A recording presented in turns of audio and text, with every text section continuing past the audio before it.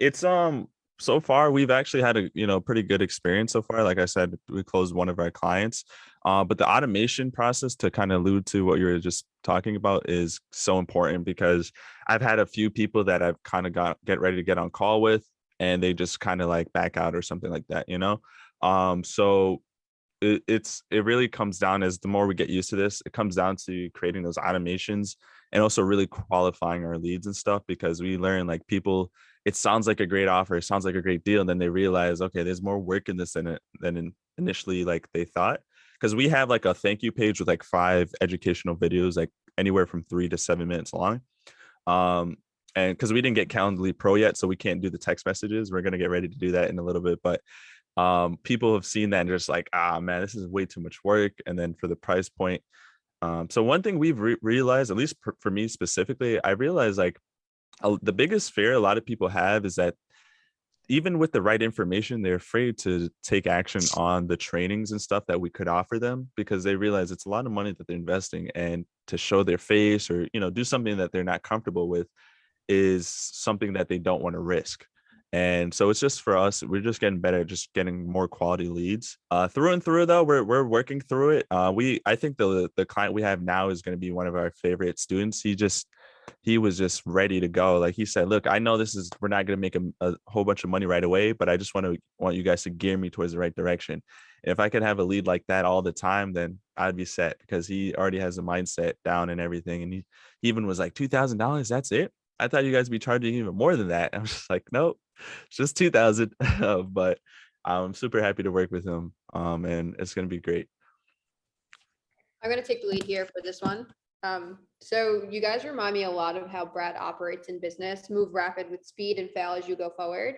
It's great for the first offer that you're like really hitting the ground running, and congratulations to both of you for landing that first client. Like, he does look like he's like ready to go. Like, he was in our program and he was like, nope, we're not ready yet.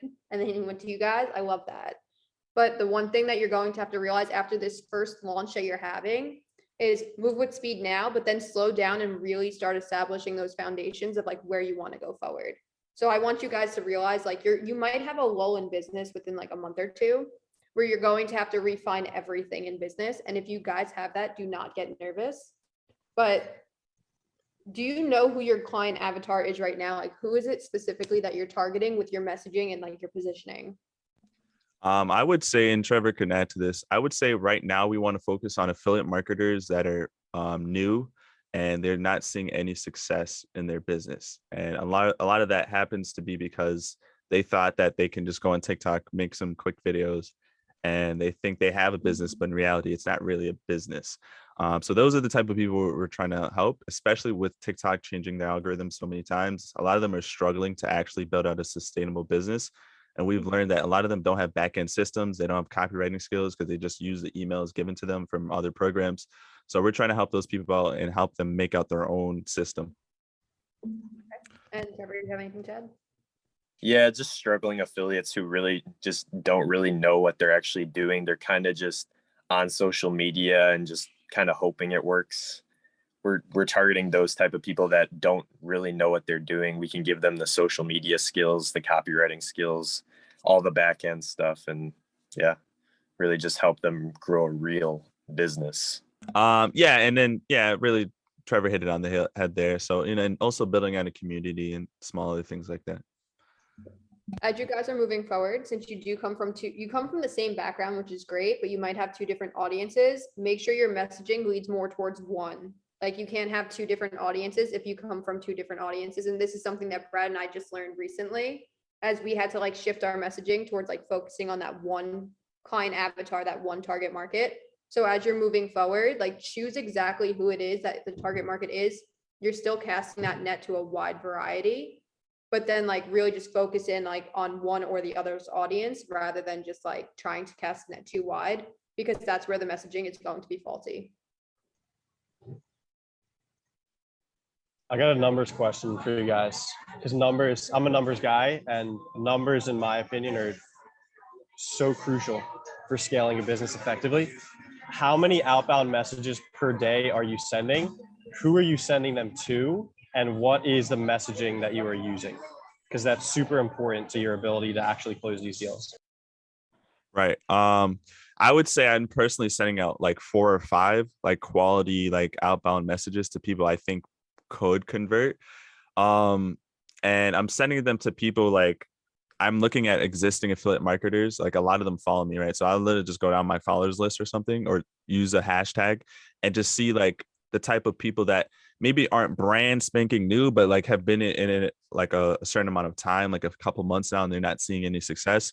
And the kind of messaging I do, I like to start off with some value, like, hey, I noticed that you are just using your raw affiliate link. Creating an actual sales funnel and a website and a system will allow you to actually, collect emails and target people.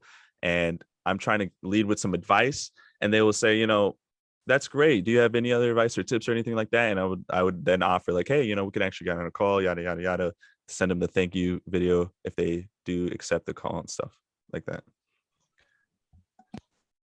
What about you, Trevor? Same A things? lot of what Alex is doing is kind of what I'm doing.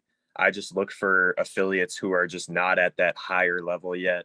They're at like the intermediate to newer level, and I message them, create a little bit of a conversation, provide some value, and then I talk about how we've created this new program, and then would you be interested? And then they say yes or no, and I drop the call link.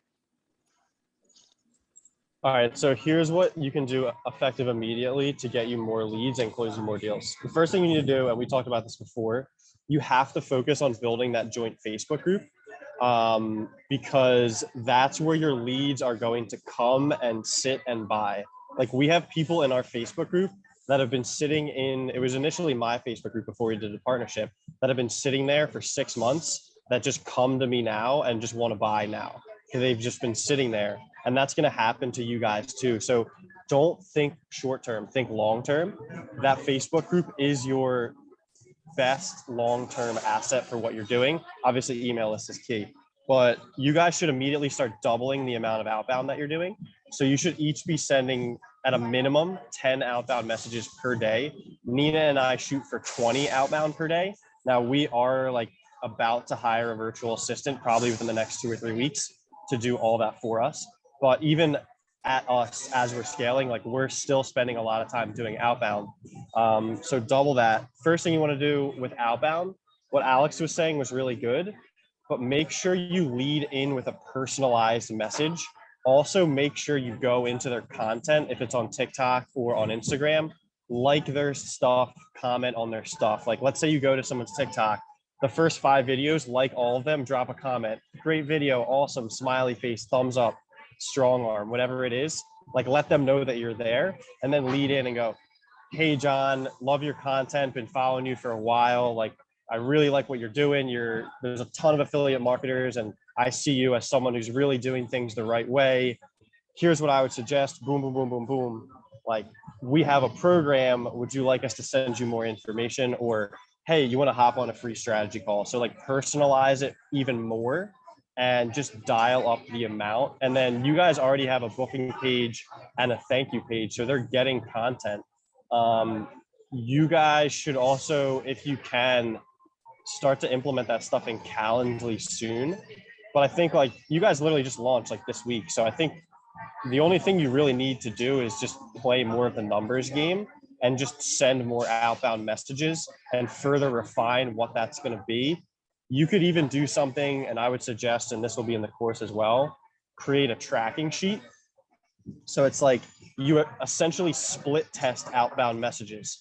So like, Trevor sends one type of message to one person, but a different type of message to a different person. And you can track it, like, okay, we had a 12% response rate on this and an 18% response rate, right? Like, think about split testing an opt-in page. Like, at scale, that's what you want to do with your outbound messaging. So like, you don't have to implement all of these things at one time, but I think the immediate action item for you guys is personalize that outbound message and just double it or triple it. And that'll get you guys more leads like tomorrow. Any thoughts, Anina? No, I think I'm fired up on a Thursday. You guys got me excited. no, you hit the nail on the head. Definitely realize, like, you guys are going to have to combine assets or create that separate Facebook group. And I think that's a main focus too, is like, you're going to be sending people to those calls, but also send them to a Facebook group that you guys are really going to do that back end lead nurturing. So that should be like an open discussion and probably one of the first decisions you make of like, where are you sending the leads that aren't getting on the phone with you? Well, I was just thinking about like where I would actually send the people who don't get on the call with us. Because like if we want our Facebook group full of people who are like long-term buyers, like where would we send the people who don't even want to hop on a phone call with us? So Alex, you get most of your leads from IG, correct? For like Yes. front end affiliate. Trevor, you Yep. get most of your leads from IG? Yeah, IG, TikTok. Yeah, you got Mix that. of both. You got that omnipresence. I would say for both of you guys, your link in both of your TikToks should be directly to Facebook. Email opt-in directly to your Facebook group. That's going to grow quick. Think of it from the long-term perspective, and that would be my suggestion to help grow that Facebook group. Gotcha. Okay. Another quick question too. Like, we've realized that a lot of people like they've already like kind of made certain other investments, and you had alluded to this before. Like, if they had made that investment, they'll most likely make another one. So what we're gonna focus more on to is just like long term, trust and long term connections. So we kind of wanted to get an idea of what kind of emails like we should be sending. Like, I guess the valuable emails. But I feel like maybe there's something else we could probably possibly do with our emails and to kind of keep those leads, interested in our offer and stuff. So with email nurturing and whatnot, just make sure you're sending them those high value videos, which I think you just said. But this is where the importance of that Facebook group comes in. So you want to continue sending emails. The email should be that omnipresent, like, here's a high value video, here's a high value video. But when they're in that Facebook group that you guys are going to combine, make sure that you're just providing high value content and answering any single thing that these people are like commenting on, or even just like engaging in. And if you see somebody like a post, send them a message directly with a high value video. That's how it's going to be like staying in front of them completely, rather than just like, all right, here's an email to your inbox. If you know that they're like hot buyers, they already invested in that high ticket program, and you know that they might close in the future, you want to be in their face, not like knocking on their back door.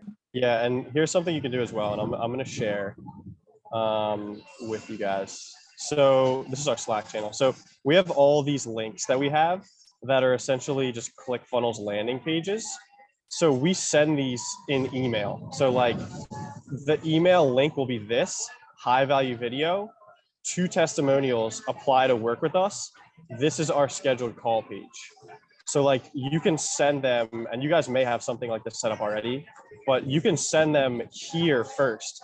You can even send them the link. If you're doing outreach, you can send them a link like this, and you'll find that some of these will just bleed into scheduled calls instead of just sending them to maybe like a YouTube channel. Send them, like, you can pull your YouTube videos and embed it into ClickFunnels and keep them in there. Because what happens if you send someone, let's say, to YouTube, then they get another suggested video, and the next thing you know, they're on Jonathan Montoya's page, and then they buy his thing, right? So you want to keep everyone inside of your ecosystem. So when you do something like the email campaigns, like, you want to, yes, have people going to see your YouTube channel, but if you can keep them inside and basically not allow them to leave without either Xing out of the page or scheduling a call with you, you're going to start to see conversions better.